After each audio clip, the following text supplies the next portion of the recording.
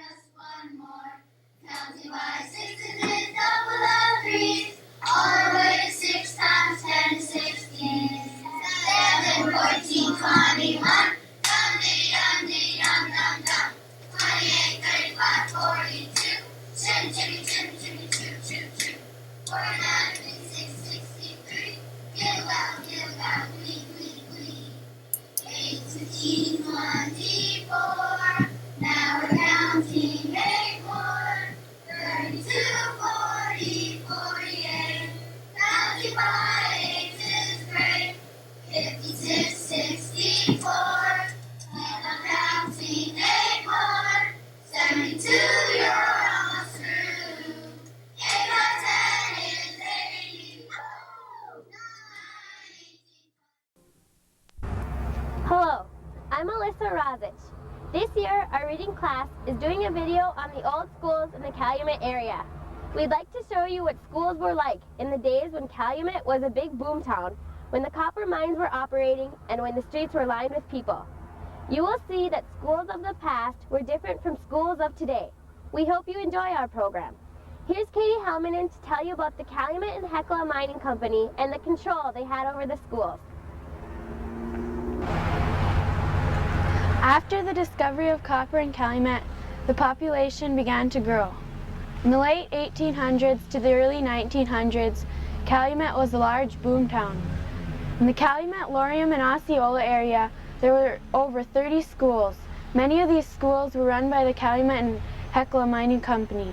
They ran the town like they ran their mines. The company built other things besides mines and schools. They built stores, hospitals, churches, and other businesses. The company encouraged students to go to school, but only until the 7th or 8th grade. Then most students quit to go to work in the mines. Some students quit earlier to help on a farm or family business. Back then there were no laws that anyone had to go to school. The students could quit any time they wanted to.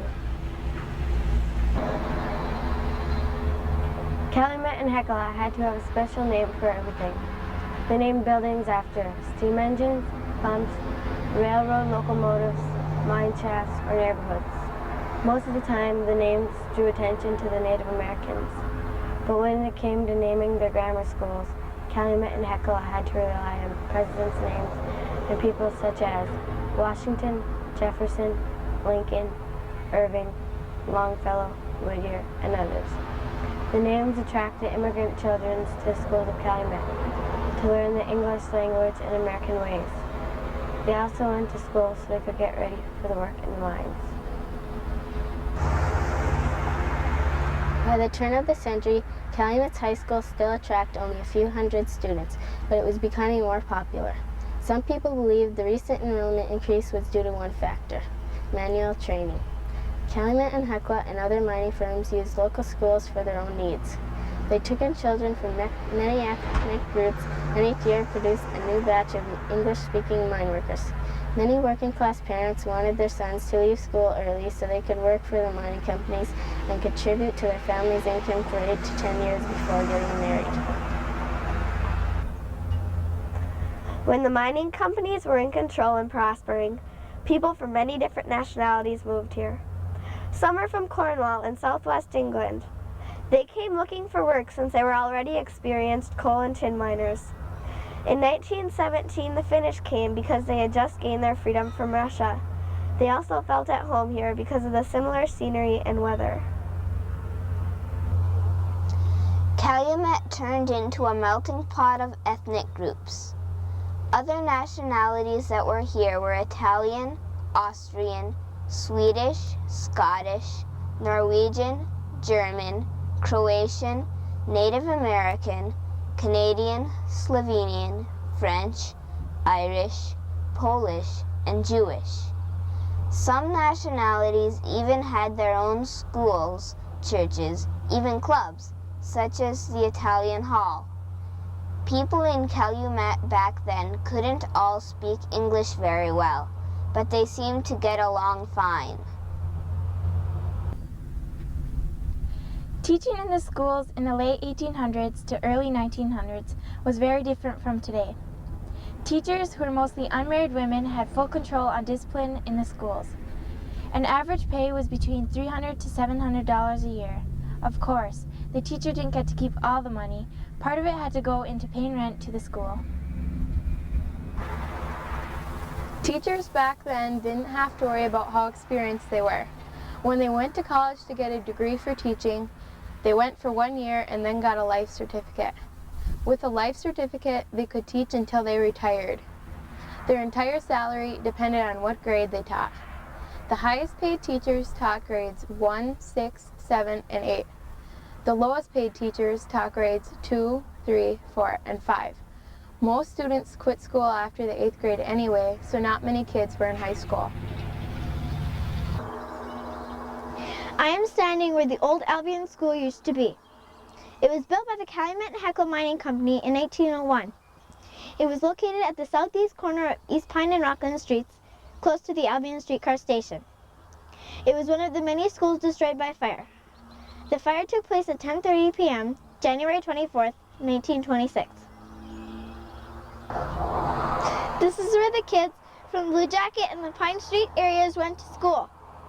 It was the old Lincoln School on Waterworks and Pine Streets. The principal was Miss Mildred Osborne. She later taught at the Washington Middle School. This building has been abandoned for many years.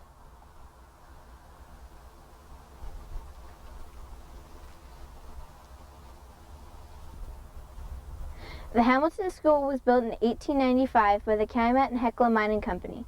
It was first located in a Heckle location, but was later moved to Osceola. The school housed kindergarten through 4th grades. Kindergarten through 2nd grade was on the 1st floor, while 3rd and 4th were on the 2nd floor. The school stood in Osceola until October 4th, 1934, when it was consumed by fire at 2:15 a.m. I'm standing at Ridge and First Streets in Swedetown location where the Eugene Field School once stood. The school was built in 1899 by the Calumet and Heckle Mining Company. Susan Neckervitz was the principal. The Eugene Field School, like many other old schools, was closed and later torn down because people moved away from the area after the strike in 1913. In 1875, the first Washington Middle School was built. It was 192 feet long and 100 feet wide. Its basement was cut out of sandstone, and the 2 upper stories were made entirely of wood. It could seat 1,200 pupils. It was heated with steam from the nearby mines, and in its time was said to be the biggest and best schoolhouse in the state. Classes started at 8 a.m., and each class was 45 minutes long. The money for this school was given by Mr. Alexander Agassiz and Mr. J. N. Wright. But in January of 1928, the school burned down. 2 boys were smoking in the bathroom when a teacher was coming down the hallway. Frantically, the boys put their cigarettes down a space between the walls, which was filled with candy wrappers and other garbage. Because the school was made of wood, it caught on fire easily. Fortunately, the fire started during lunchtime, and everybody was outside playing. No one was hurt.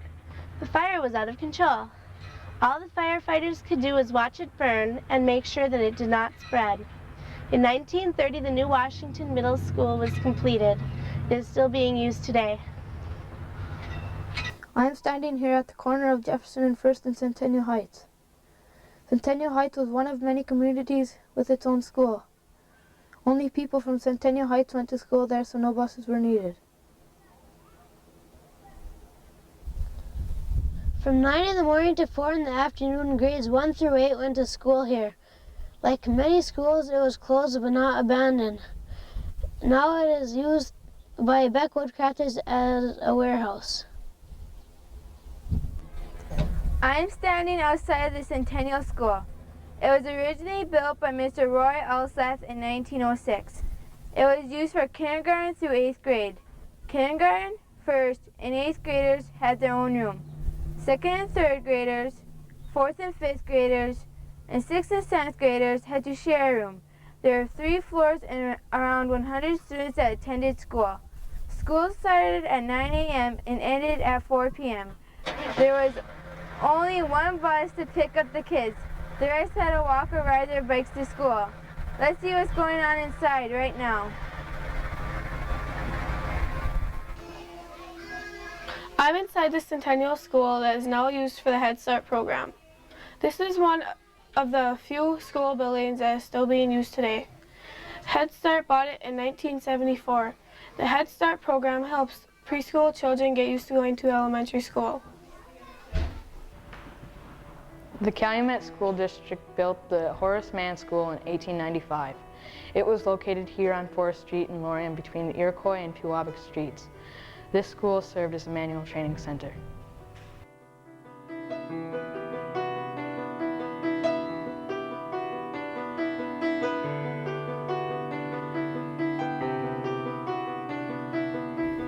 Another school built by this district was the home school.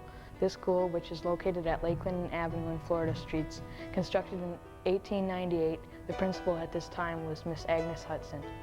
These were the first schools built by the district and not by the mining companies.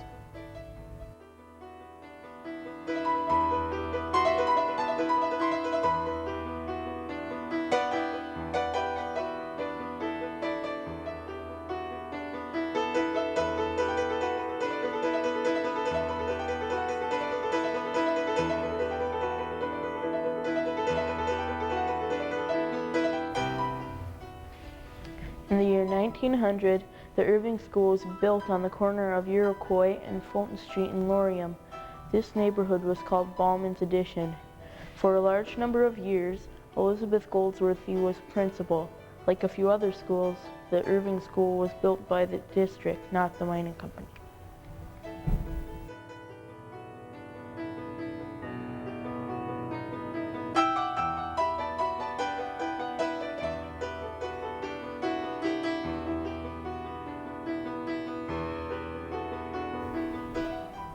The mining company proved their power by building many schools like the Florida School. The Florida School was built in 1908 on the corner of Quincy and Houghton Streets in Florida location.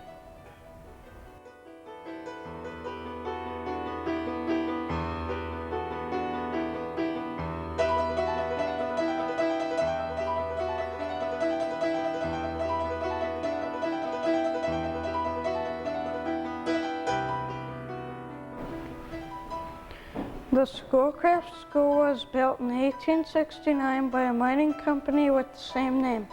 It was built in Trap Rock Valley and was built mainly because it was hard to get students up the hill to Calumet schools during the winter months.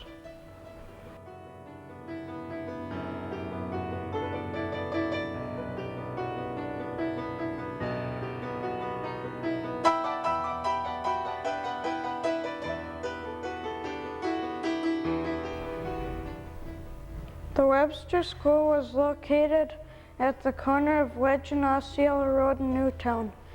It was built in 1890. The principal was Lucy Dobby.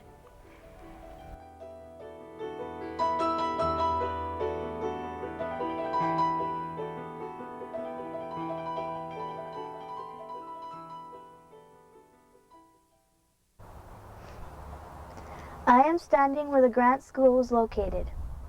It was built in 1895 in Yellow Jacket location between 9th and 10th Street. The starting and ending hours were about the same as now. It held grades 1 through 8. The principal was Mrs. L.F. Farnham. I'm standing where the Whittier School was. It was located on Hecla near South Hecla, and it was built in 1895. Anna Hampton was the principal. This is where the Long Falls School was located. In 1870, it was built on Division Street. The school held grades 1 through 8.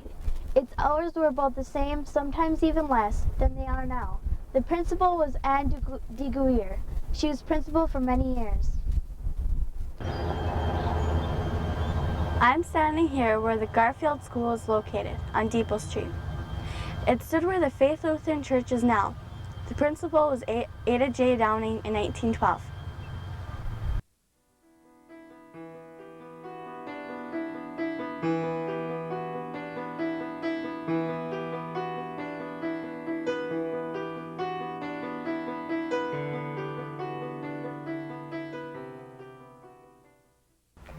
This is where the Hawthorne School was built.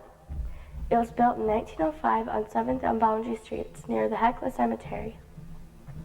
There were already 2 schools in Rambletown, but the population grew so quickly that a 3rd one had to be opened. The John Duncan School was built in 1903 and made out of wood. It was located in Lorium at 220 Pewabic Street. It was named after John Duncan, who was an important executive for C&H. It had 3 levels, including the basement. There were 8 rooms, 4 on each floor. In the basement, there was a playroom and a girls' and boys' bathrooms. There was no playground. They played in the street at recess. Now here's Matt Carlton for more information. The John Duncan School had grades kindergarten to 4th. All of the teachers were addressed by Miss because they weren't allowed to get married. During the time it was open, it had 3 different principals: Agnes McGinnis, Bridget Mahoney, and Flora Sandelin. Flora was the principal of Charles Briggs also. The Duncan School was closed in 1939 and replaced by a house in 1950, which still stands today. In 1891, the Sacred Heart School opened. Students went to school at 8 a.m., had church for an hour, and then classes lasted until 4 p.m. Grades 1 through 8 went to school until 1893. After that, grades 1 through 12 went to school. All teachers were nuns or priests. Tuition was 25 cents if you belonged to the Sacred Heart Church, 75 cents if not. The school closed in 1960. It was torn down between 1963 and 1965. There was a fire, probably caused by bad wiring, and the damage was too much to pay for the repairing of the school. I'm outside the Charles Briggs School, located on the northeast corner of Pewabic and 4th Street. This school was built in 1907. It closed in 1977. There are no buses, so either you got a ride or walked to school. For lunch, if you live far away, you ate at the school. If you lived close enough, you walked home for lunch. When it closed in 1977, the students rode the bus to the Keweenaw or Morrison School. I'm here with Mrs. Mildred Bovey. She's a retired school teacher and is now living in Lorium. She worked at the Morrison and the Briggs School. What subjects did you teach and what grades? Well, I started out teaching at the Morrison School in kindergarten, and I taught there for 5 years, and then because my home was so close to the Briggs School, I asked if I could transfer there. And so Mr. Hodges, who was superintendent at that time, said yes, I could transfer to the Briggs School if I would teach 4th grade and be the in-school principal. And so I took a day to think it over, and I thought, well, with just able to walk to school and walk home again and walk home for lunch, I took the job. Being principal was just answering the phone and taking care of just daily business like that. And the kindergarten, I didn't have too many books at that time. That was quite a long while ago. And so you kind of pulled things out of the air, but I really and truly enjoyed it. And I enjoyed the little children. And in the Briggs School, I taught 4th grade. And 1 year, I went up to the 5th grade, followed the same children up to the 5th grade, but then went back to the 4th again. And we taught reading, math, those were the main lessons, spelling, history, geography, and all the elementary subjects. And I really and truly enjoyed teaching, and I loved the children. And then we'd have extra teachers come in, the music teacher, who was Mike Edwards, and the art teacher, who was Mrs. Nancy McCabe. And I think those are the only 2 that we had for extras. They would come in once a week. Students disciplined differently than from today? I really don't know how they're disciplined today. But I know what we did then. We didn't hit them. We never hit the children. But sometimes if a child was a little bit rambunctious in class, I just set him up by me, and then he'd have to kind of calm down. And because I was the in-house principal, teachers used to send the children to me. But we discussed what they had done wrong, and most of the times it worked out pretty well. We didn't have any really bad situations. Can you tell us a little bit about the Charles Briggs School? The Charles Briggs School was a very, very lovely school to teach in, because all the classes were on the outside perimeter, upstairs and downstairs.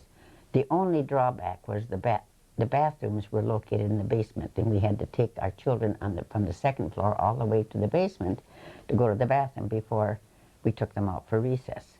We did have a nice playground there, and what I liked about the arrangement of the rooms was everybody opened into the middle, and because of that, all the teachers were very friendly with each other, and because they'd see each other in the middle and couldn't get away from each other, so we were all friends. And it was a real, real nice feeling in that school. I'm standing in the playground of the Morrison School where the Franklin School once stood. There were grades 1 through 8. The principal was Mary Lorenz. You can still see part of the foundation sticking out of the playground. It was built in 1886 and later torn down. The Morrison School was built nearby. I am standing in front of the soon-to-be closed down Morrison School. It opened in 1919 and held grades kindergarten through 4th. Let's go in and see why it will be closed down. I am now in the boiler room in the basement of the Morrison School. One of the reasons it will be closing down is because of the boiler room, which is right under a first grade classroom. As you can see, the furnace is very old and outdated. It is now a law that the heating system has to be in a separate building.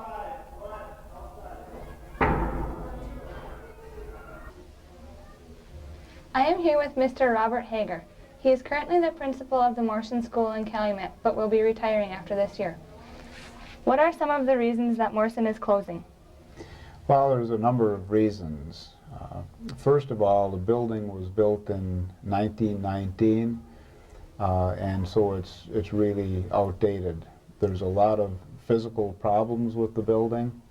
The lavatories, the heating system, all the plumbing, wiring, all of the mechanical systems are old and outdated. The second reason is that the elementary schools are overcrowded, and a number of years ago, because of the overcrowding, we had to send our 5th grade students to the middle school, and they have been there ever since.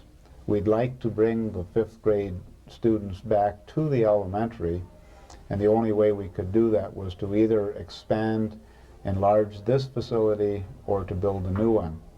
The studies that were done on the renovation of this facility and enlarging the facility and bringing it up to specifications that we would want, the cost was equal to or greater than a new facility. So the reason the board chose the new facility was to have all systems upgraded.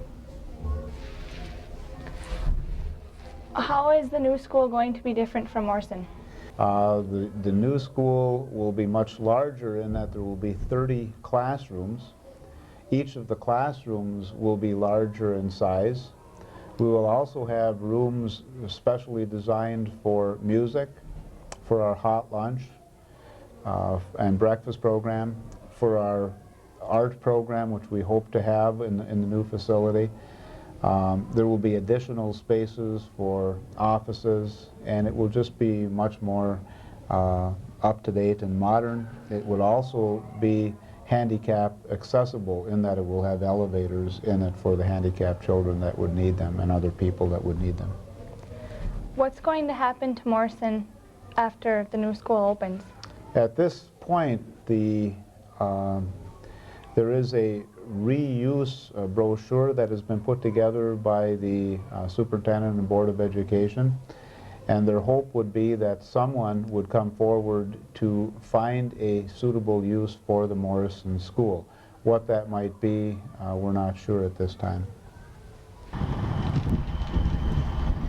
I'm standing here in the spot where the new school on Mine Street will be built behind the Washington Middle School. The completion date is set for September of 1997. It will hold grades 1 through 5.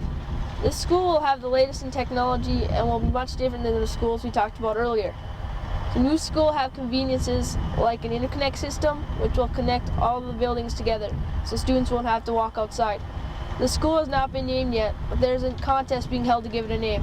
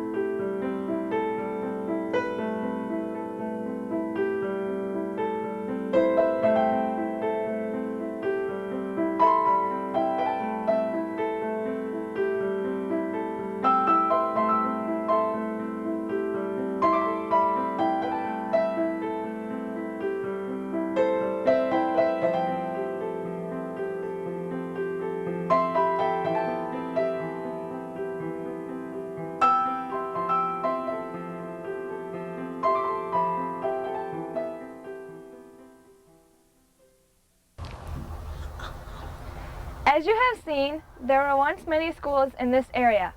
The schools today are very different from those of the past. Still, education has always been important in the CLK area. With the building of the new school and new state laws and regulations coming into effect, education will continue to grow and change. We hope you've enjoyed our program. Thank you for watching.